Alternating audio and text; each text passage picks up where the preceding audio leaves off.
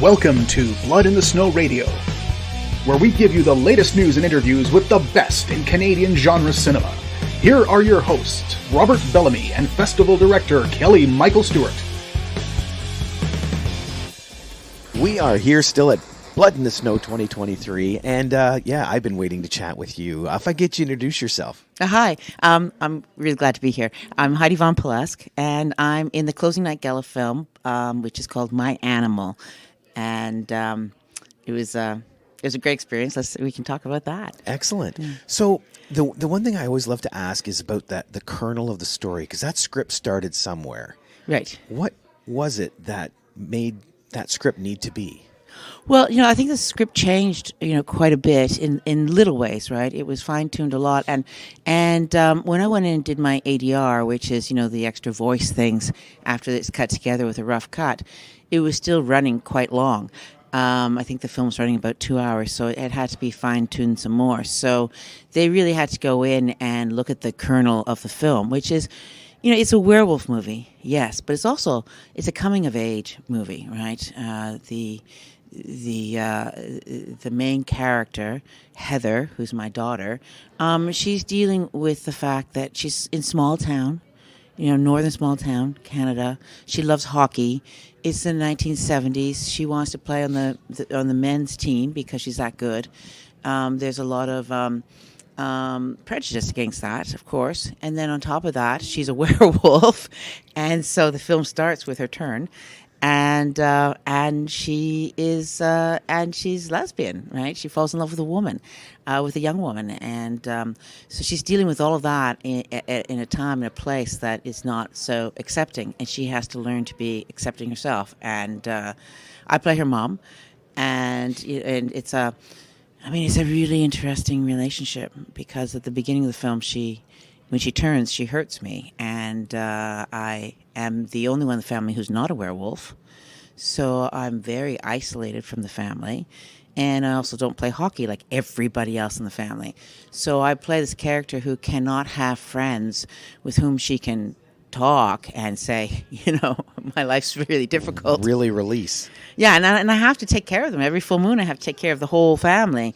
And and the fallout. So I have all these responsibilities, but no one really thinks about mom throughout the thing. So I become insular. I become very sad, and I become a raging alcoholic, and I show my sadness in very abusive ways. You never know if I'm going to be tender or abusive at any time. And I think that is an interesting thing to have in a family situation, because then the whole family walks on eggshells all the time, because they never know which way mom's going to go. Well, that was the thing I loved about this movie, is it felt like a family movie, because every family has a stigma that they live with. In their neighborhood, in the city, what have you. Yeah. It's just this one, like you said, is werewolfism. It's werewolfism, that's right. And did you notice that I wear a fur coat a lot inside? I wear a fur coat all the time. I did notice that. Yes. That was almost like a little salt in their wounds, so to speak. Yeah, and it was a decision that was not in the script. It was a decision that we all made together, and it sort of highlighted the fact that mom feels left out, that Patty is not a part of things, and it's her way of trying to belong. Well, and see, that was the interesting thing, because that was what my girlfriend saw when we were watching it. She goes, look, she's trying to be part of the pack. That's right. But when I was originally watching it, I thought it was like a little snub to the wolves, going, look, I'm not like you guys. I have to make my own fur. Do you know what I mean? No, I think it's her trying to fit in desperately. So I think by the time we get to the scene, it was supposed to be the first scene we shot, and I was very nervous about it. It was a scene where we're at the arena, and the scene I come in and I'm freaking out. I'm very abusive, and I'm using some great expletives. And the thing that was great about doing that scene is that we had a lot of background performers that were gathered up from Timmins, and nobody knew what was going to happen. So they see this lovely family scene where they're getting nachos and they're all bonding and everything's nice and things are great between Amanda and Bobby. And I know the scene you're talking about now. Yeah. And then I come in, whoa, right? And the extras thought I was some crazy a homeless mad woman who came in and ruined the scene when it was a scene. So all of their expressions of what's going on, that they were all real. Oh, that's awesome. Yeah. It's fun when you can do that with background and cast, and you get, like you said, the real effect. Yeah. And yeah, I know the scene exactly that you're talking about. And I when I was watching that, it was like I can just imagine being in that kind of situation. And, and it's an uncomfortable situation for everyone, that scene. And I didn't want to play her just horrible and angry. So, as they were doing the first part of the scene, I got into a place of pain. Because for a person to be that awful, it has to come from something. And very often our anger is a way that we express our pain because we don't want to seem weak. So I played Patty in so much pain. I hope that's what came across. Right? It does, absolutely, Yeah. It does. Yeah, so Because that's what you're I right. did. When you're having that much internal struggle and all that, you need to have that step up. Yeah. And to feel superior is when you start to tear others down. That's right. And that's exactly what I saw. Oh, good. Yes. Good. Yeah. But that's part of that family dynamic, though, because, like you said, everybody else is a part of a group that you can never be a part of. That's right. As in, I made a choice as an actor as well. There's a scene, I don't want to give it away, but there's a scene that happens that's quite touching.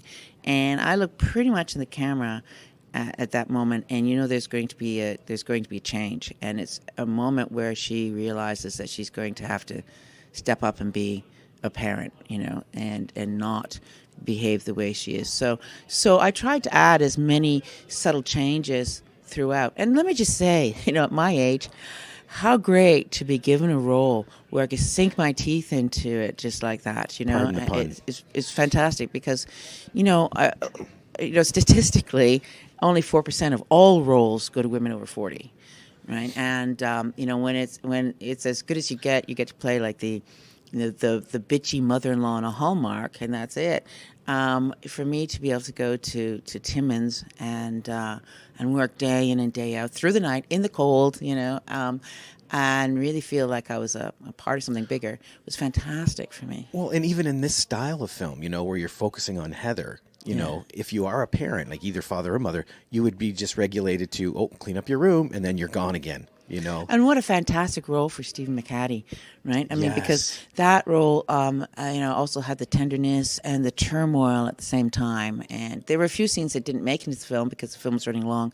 But there's a couple of really lovely tender scenes that were between Stephen and myself. And it would have been nice, just in terms of my character, to see me as something other than a raving, alcoholic, abusive, horrible Maybe person. there's a director's cut on the horizon. That would be really great. I would Yes. love that. Yeah, because there's some really nice moments in there, and yeah. Can you just say, like, looking at me right now? Can you just say that I'm more attractive than I appear? Oh, absolutely, 100%. You can see where they downgraded you, we'll say, for the role to get that alcoholic. I would look in the mirror when they were finished every take, going, okay, and to be honest with you, when I was younger, sometimes some people who would be, in competition for the same roles as me would say, she's just getting those roles because of her look. I think this role proves that it has nothing to do with looks. Right? Yeah, and honestly, once we're done, I'm going to take a picture of you with the sign, and that's what people listening on Facebook are going to be looking at. So good. they'll be able to tell. Absolutely. Yeah. So every day they'd go, "Oh my God, I can't believe how ugly you look, Heidi. You look really awful." And I'd be, "Yes." And then I don't know, I had a scene with the two female leads, and they were looking dewy and beautiful because it was just before a lovemaking scene, so they're looking absolutely gorgeous. And the DP came up to me and went, "I didn't think you could look any uglier, but you even topped it." And I swore at him because at that point I'd had enough. And if anyone had said to me one more time, remember the movie Monster? You win awards for this. Is there a way of making me happy about how awful I looked? Well, you nailed it. You really did nail it.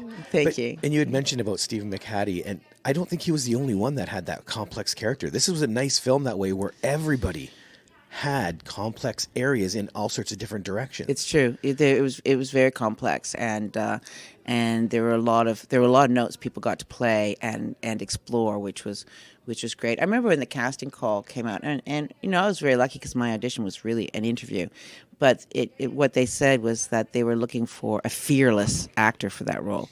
And when I talked to the director, she was saying that in some ways it was the hardest role because she could be really unlikable. And then when I got onto set and I saw it was Stephen McHattie, and I'd worked with Stephen years and years and years ago, and I played his drunk wife then. So Are you not worried about being stereotyped now? only when I Steve? work. No, I said to him, I think you're the one that drives me to drink because the only time I played alcoholics is when I'm playing your well wife. played. Nice. But that's what I loved about it, because so many films you see focus on the two characters, you know what I mean? Yeah. And those ones would have massive arcs, and all the extra characters would just be single driven. But everybody, you, Stephen, even the boys. I was just going to say, even the boys. I was just going to say that. Yeah. Yeah, even the boys, and I love the fact that first you just sort of see them as the twins, right? It's thing one and thing two, and they sort of slowly start to differentiate a bit, right? One is a bit more in the family and kinder. The other one is kind of striking out. They start to become individuals within the film, and that's very subtle. I mean, so in a sense, you almost have to, it's a werewolf movie, but you kind of have to watch it a few times because there's so many other things going on. That was the one complaint my girlfriend had. Because we were like 3/4 of the way through. She goes, "Isn't this a werewolf movie?" Yeah. And it's like, well, it is, but look what else is going on. Right, yeah. Forget the window dressing. Look at the film.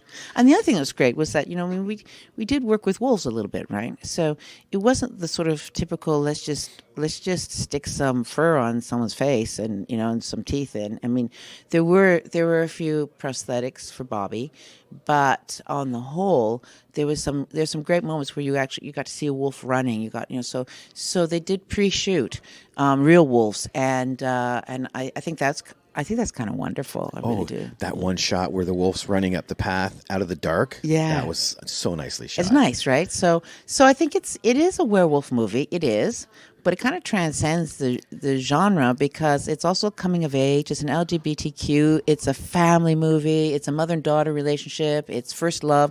There's all of those things that are underneath, like raising up the werewolf movie. Well, that's it. It's not a werewolf movie. It's a family movie in a werewolf setting. Yes. Because really the werewolf stuff is a second seat to the people in the film, which I love because I love character-driven stories. Me too. You know? And watching those boys, I don't know if it was an editing choice, but at the beginning, they never showed them together in the first little bit. They always showed one and then the other. And I kept thinking, is that the same person? They just moved really fast? Right. But then they showed them on the couch and it's like, okay. And I think that might have been a choice to show them as so similar and then separate as the film went on. That's right. And you it. kind of separate them with their personalities. The more you separate them, the more you see them together. Yeah. Which is a really interesting choice as well. One of my favorite scenes to do, maybe because I wasn't, retching, screaming, crying, swearing, was a really simple scene where I'm sitting there and I'm just playing with their hair. I'm grooming them, I'm grooming them the way, an animal might groom, and again, so it's me trying to be more animalistic, but it's also being, trying to be mama werewolf as you can. Yeah. Yes. Right. Well, I was going through their hair, and they're just sitting there, my boys, and so I'm thinking sequel though. I think with Heather's gone, it's just me and those twin boys. Now, what do you think? I'm down for that. Okay. Now that is there was no wigs on those kids, was it? That's real their hair. Man. Yeah. And the interesting thing is about Bobby is that I have a picture of myself, much younger, when my hair is long and just straight, and pretty interchangeable. It's kind of strange. That right? was amazing casting because I honestly believed, looking at everybody, Stephen maybe just a little bit out, but everybody looked like they could be family because of the similarities in face, the hair, everything. And one reviewer said, just after it played Sundance, that the children inherited Mom's glorious hair, but inherited dad's werewolfism, right? So they and at the time they were thinking they could go one of two ways. They could have the red hair and the werewolf together, and they could have gone male redhaired kids, and then gone with a woman who was blonde or dark haired, who even sat up more. But then the choice was made to bring me into the family in terms of coloring, and so there's a scene where I pretty much say to her, "No, you're just like your father." I mean, and basically I'm saying you may look like me, but you're him. Yeah, I think that was a great idea, because if they had done that, that would have alienated your character so much. Yeah. I think it was a little too much, where this, at least you have that to grasp on. That's right. They're still mine, right? And I always feel, especially, because mother-daughter relationships are tricky anyhow, right? There's been a lot of films about mother-daughter relationships without there being werewolfism or hockey or sexual identity. And so I tended to be much kinder to the boys than I was to my daughter, because with mothers and daughters there's always expectation, right? So yes, right, but it is me who lets her go out. I mean, I was just going to mention that scene, yeah, because like you said, for all your yelling and cussing and all that, there was that tender moment. You can see you reaching like the olive branch. Yeah. Going. And there's also the tender moment when she doesn't come home, and I go and I bring her in, right? And I've been drinking the whole night. And there's it's tender as well when she's, when I'm washing her in the bathtub, right? So there's tenderness, but then there's a sort of almost like we're circling each other, all the time. Like wolves. Like wolves, yeah. Yeah. Like wolves. That's what I loved about this whole film. It was played up so well for the werewolf feel. Mm-hmm. But again, I think because of Underworld and things like that, when you think werewolf movie, that's right, you're going to have these big things attacking stuff. And that was another aspect that I love, is they never really show a werewolf. Right. It's all implied, point of view, the wolves. And yeah. I think that's brilliant. Because they turn into wolves, right? They turn into wolves. And, and I don't know, you sort of end the movie wondering what's happening with the boys at that point too, right? Which is, But see, and that's always my thing, less is more. Mm-hmm. Because now you're envisioning in your head what Heather looks like during the attack. Right. The minute they show you, then it's in your head and you can't change it. But in your head, it can look much better and much more spectacular. Yeah, I thought the opening sequence was great when it was cut Yes. together. It was boom, boom, boom, boom, boom, right? And we shot a lot more, of course. And it was, I had cleats on. I'm running up ice snow, and it's 38 below. And they're saying, "Well, we want you in a white T-shirt so that we can see blood on you." Right? It's the only thing we could get 3 copies of. We had to have 3. I'm like, couldn't get a white sweater, really? I think you didn't look hard bit enough. Chilly, So I have a heat pack on my back, so the snow and the ice is basically melting underneath of me into a puddle, and then the rest of me is freezing cold, and and I just thought, well, I'm going to look in pain and uncomfortable. It's perfect. And see, I've noticed that too. When you come into the movies for bits and stuff like that, a lot of them film in the winter. Yeah. There's one that was last night or 2 nights ago, Walking Supply. It's all in the mountains in the winter. And this one, there was a werewolf movie, I think it was last year or the year before, up in a cabin in the winter. Yeah. And so many outside shots. It's it does make an amazing atmosphere. It does. But it's got to be so hard to shoot. And we were shooting nights. I mean, my last night was that first scene, and with a bunch of other things as well. And I started at 6 because they cut my hair so we could do the flashback. And so I started at 6 p.m. and I had the last shot of the movie, and that was at 12 noon the next day.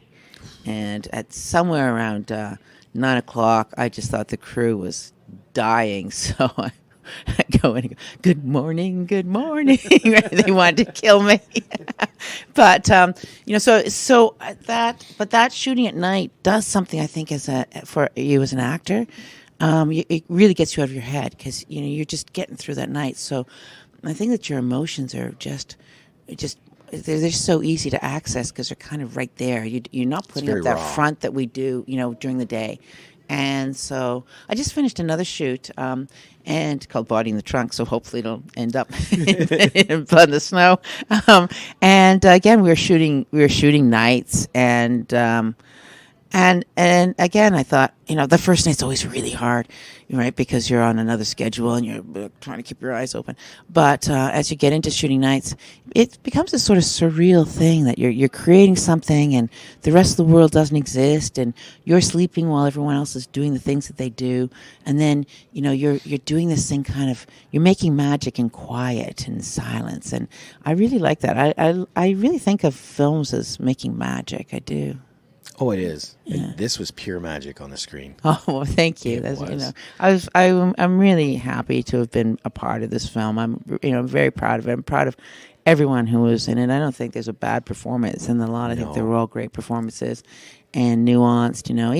Even Corey Lippman, who plays such a thuggy, awful character, he's got this other stuff going on. So even the villains have got but it's not really like, good guy, bad guy. But even the characters that we're not supposed to like have other things underneath that are happening, insecurities and hurts, and so it really, it's a werewolf movie, but it really looks at the human condition, I think.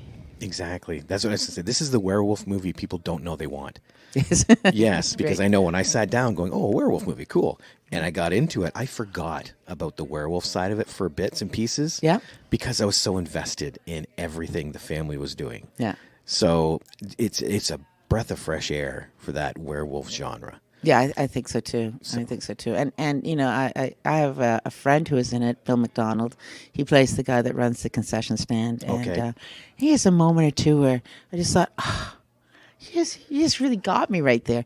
And it's it's not a huge role, but he brought something into that as well. He brought the relationship into it as well. So everyone was on their game. Everyone was bringing something to it. Yeah, especially with him and Heather.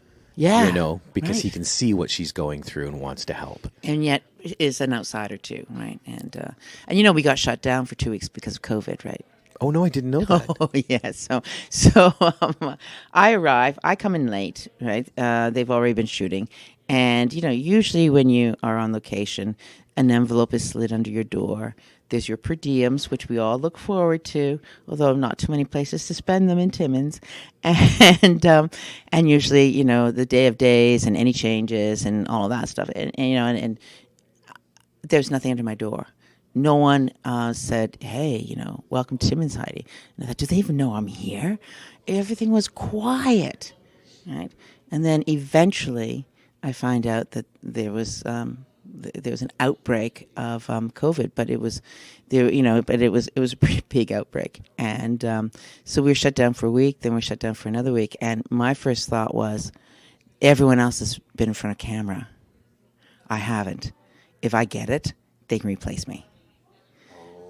So I made the choice to isolate myself during that time, as though I had it. I just isolated. I was perfectly healthy all the way through, and just wait for everyone else to be fine and basically stay in my room.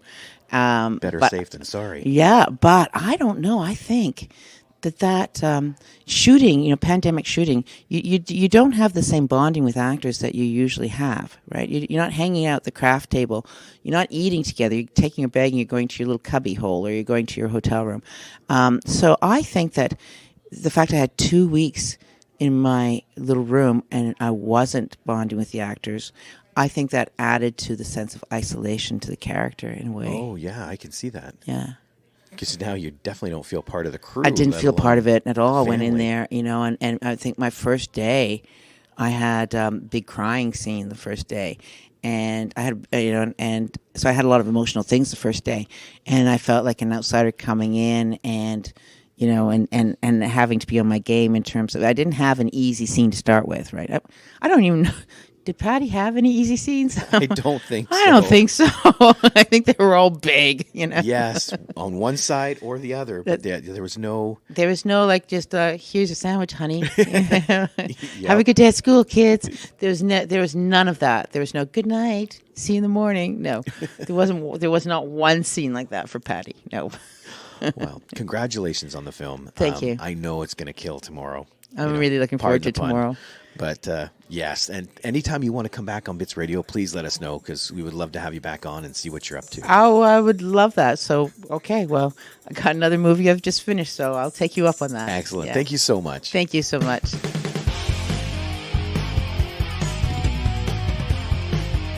Join us next time for Blood in the Snow Radio. Bits Radio is a production of Three Evil Cats Productions in association with the Blood in the Snow Canadian Film Festival.